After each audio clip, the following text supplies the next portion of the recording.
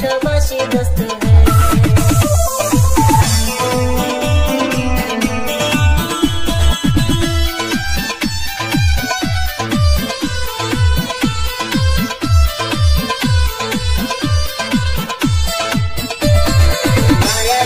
Hospital duty তাহার ছিল, duty শেষ করিয়া রাত্রে 2টা যে আসিল, সেমিনারি রুমে এসে খাবার অর্ডার করলো দোস্ত হে।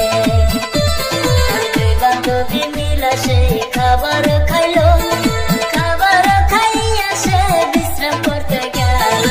একটু পরে ফোন করিয়া বান্ধবী ডাকিল দোস্ত হে।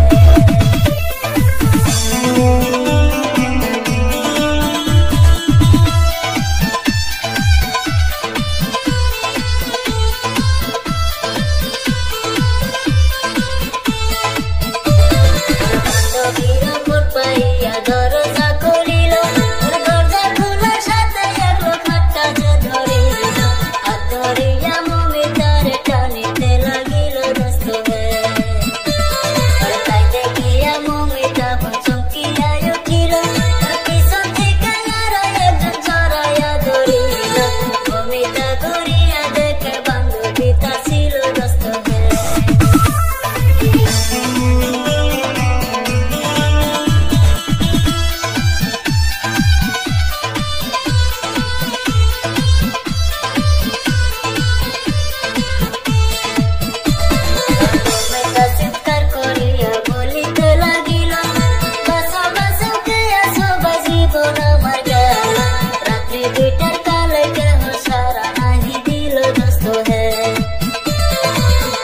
তখন বান্ধবী তার গলা চেপে ধরলো, গলা ধরে মুখ চাপায়া হাত পা বেঁধে নিল।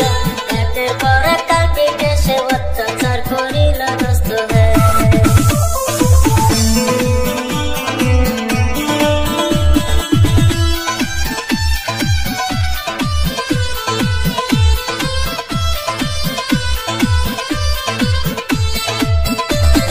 চোখের ভাষায় মমিতা তার বান্ধবী বুঝাইল, বুঝলো না সে নিষ্ঠুর প্রাণী সর্বনাশ করিল।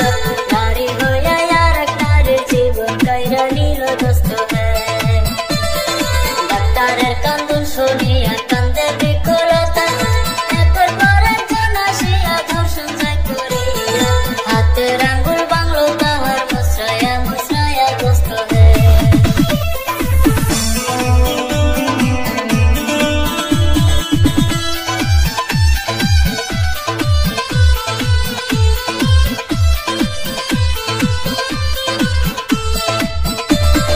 চোখের মনে ফেটে তাহার রক্ত চলে এলো, অশ্রুর বিনিময়ে চক্ষু রক্ত রাঙা হইল। পোস্টমর্টমের কথা শুনে অন্তর কেঁপে উঠে দোস্ত হে। সব শেষে আদালতে আর্জি জানাই, আচ্ছা যত দোষী সবার ফাঁসির হুকুম চাই। মহামান্য আদালতে বিশ্বাস রাখলাম ভাই দোস্ত হে। আচ্ছা যত দোষী সবার ফাঁসির হুকুম চাই দোস্ত হে। মহামান্য আদালতে আর্জি জানাই দোস্ত।